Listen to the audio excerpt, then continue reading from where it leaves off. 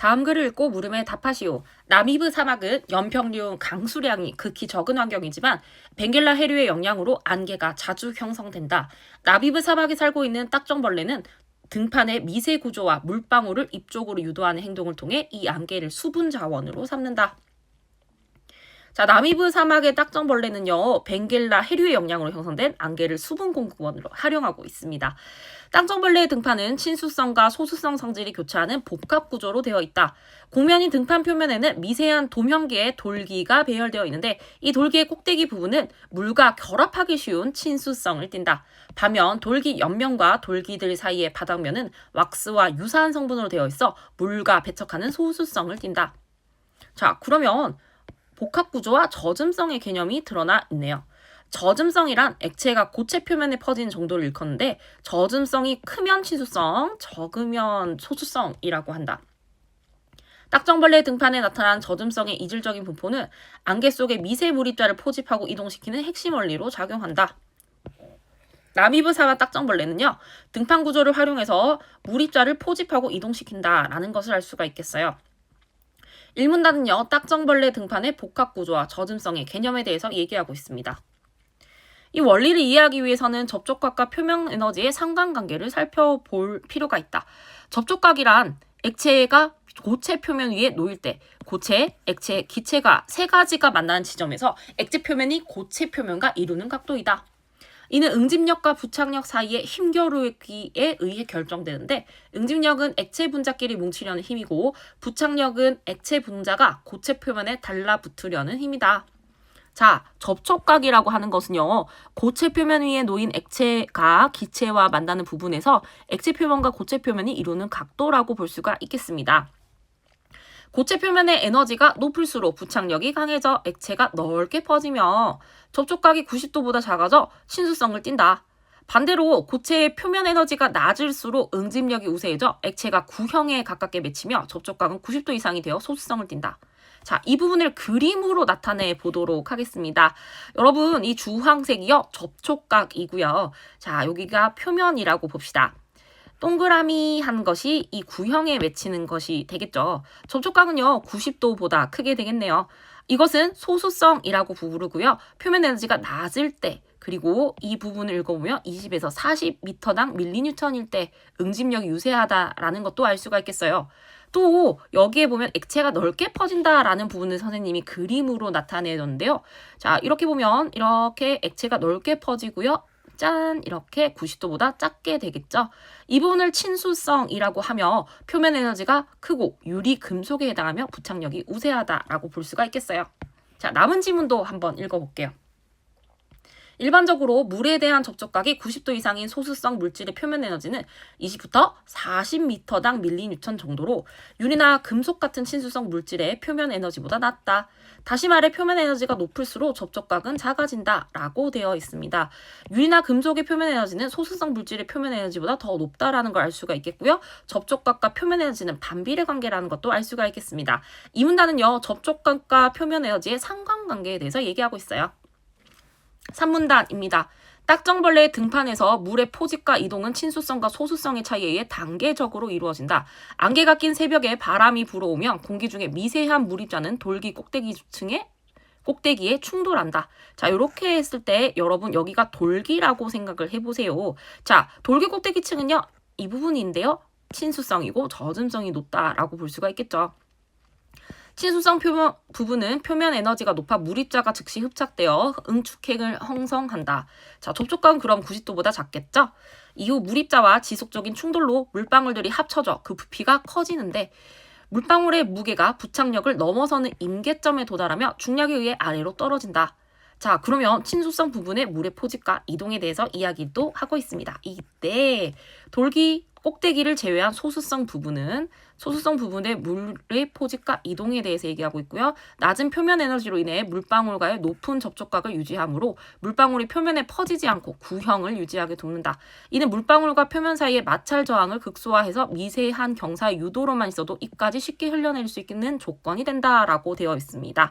자, 그럼 그림으로 나타내 보도록 할게요. 이렇게 돌기가 있고요. 친수성은 젖음성이 클 때 물입자가 흡착되고 물방울은 부착력이 넘으면 하강한다라고 되어 있고요. 이 부분은요, 구형을 유지하게 돕기 때문에 물방울이 이렇게 구형으로 맺혀 있을 겁니다. 소수성은요, 젖음성이 낮다, 구형이다, 마찰 저항이 낮다, 입이다, 이렇게 입으로 간다라고 볼 수가 있겠습니다. 3문단은 표면 에너지 차이에 따른 수분의 포집과 이동 과정에 대한 것이었습니다. 4문단 나미브 사막 딱정벌레들은 이러한 구조적 효율성을 활용하여 즉 이질적인 분포를 얘기하고 있죠. 생존을 위한 행동을 더욱 강화한다. 이 딱정벌레는 안개가 짙어지면 짧은 시간 동안 물구나무를 서듯 꽁무니를 들어올려 몸을 지면과 23도를 유지하는 안개 쬐기 자세를 취한다.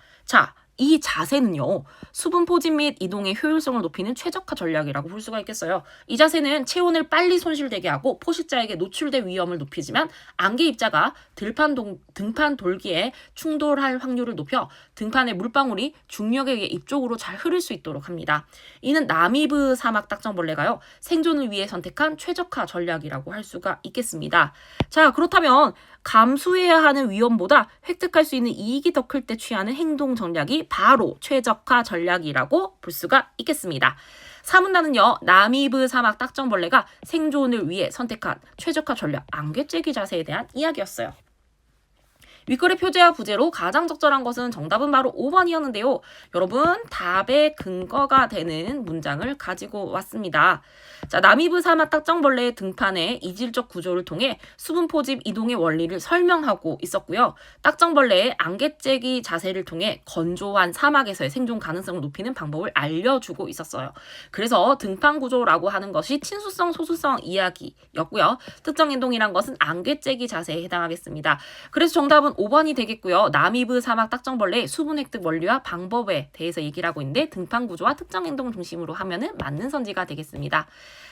윗글에 대한 이해로 적절하지 않은 것은 정답은 바로 5번이었어요. 나미브 사막 딱정벌레의 돌기 꼭대기에 맺힌 물방울은 그 무게가 부착력보다 작아지는 시점에 굴러떨어진다. 아니죠. 부착력보다 작아지는 시점은요, 계속 붙어있게 됩니다. 나머지 선지들을 한번 살펴볼게요. 맞는 선지들인데요. 1번, 유리나 금속의 표면 에너지는 소수성 물질의 표면 에너지보다 더 높다. 이 문단의 답에 근거가 있었습니다. 유리나 금속은 친수성 물질이므로 소수성 물질의 표면 에너지보다 더 높은 표면 에너지를 가진다라는 부분이 있었죠. 그래서 1번 선지는 맞겠고요. 2번 선지도요. 1문단에 딱정벌레 등판은 소수성과 친수성의 복합구조로 미세 물입자를 포함하고 이동시킨다라는 문장이 있었거든요. 그래서 2번 나미브 사막 딱정벌레는 등판 구조를 활용해서 물입자를 포집시키고 이동시킨다는 것도 맞는 선지가 되겠습니다. 3번 살펴보도록 하겠습니다. 나미브 사막 딱정벌레는 벵겔라 해류의 영향으로 형성된 안개를 수분 공급으로 활용한다. 네, 1문단에 나미브 사막은 벵겔라 해류의 영향으로 짙은 안개가 형성되면서 이것이 딱정벌레가 수분 자원으로 삼는다라고 했습니다. 4번 볼게요. 접촉각은 고체 표면 위에 놓인 액체가 기체와 만나는 부분에서 액체 표면과 고체 표면을 이루는 각도이다 라고 되어 있는데요. 이 문단의 접촉각은 고체, 액체, 기체 세 가지가 만나는 지점에서 액체 표면의 고체 표면과 이루는 각도라고 볼 수가 있겠습니다. 적절하지 않은 것은요, 정답은 5번이었습니다. 기역에 대한 이해로 가장 적절한 것은 기역은요, 4문단에 있었고요. 최적화 전략에 대한 이야기였어요.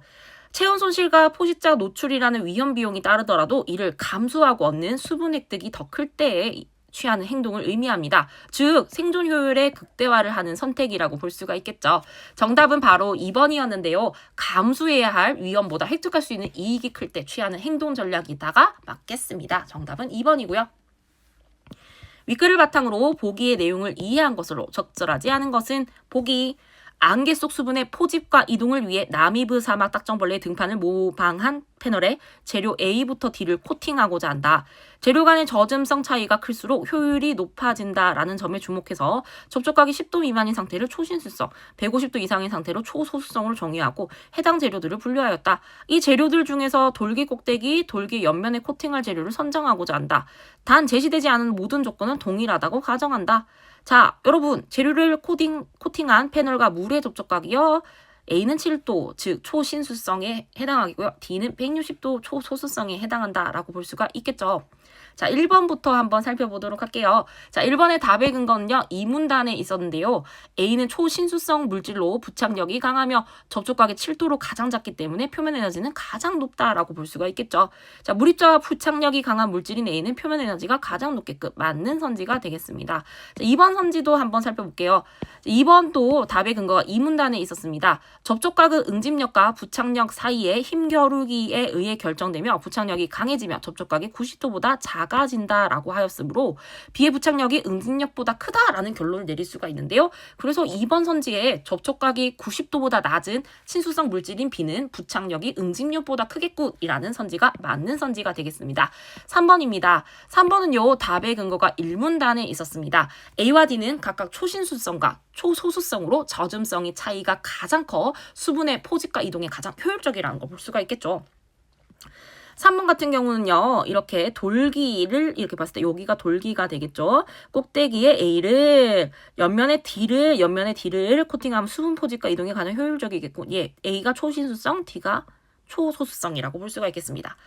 4번 살펴볼게요. 돌기의 옆면에 C를 코팅하는 것보다 A를 코팅하는 것이 유도로의 역할을 하는데 적합하겠군이라고 되어 있는데요. 자, 여러분 이렇게 봤을 때 이 부분이 그러면 A가 초신수성이라면요. C가 소수성이라면요. C는 코팅이 더 나은 선택이라고 볼 수가 있겠어요. 그래서 정답은 4번이 될 수 있겠고요. 5번도 살펴보도록 하겠습니다. 5번은 3문단이 답의 근거였죠. 3은 친수성 물질로 돌기의 꼭대기에 C는 소수성 물질로 돌기의 옆면에 코팅해야 수분 포집 및 이동에 적절한 조합이 된다라고 적혀 있었습니다.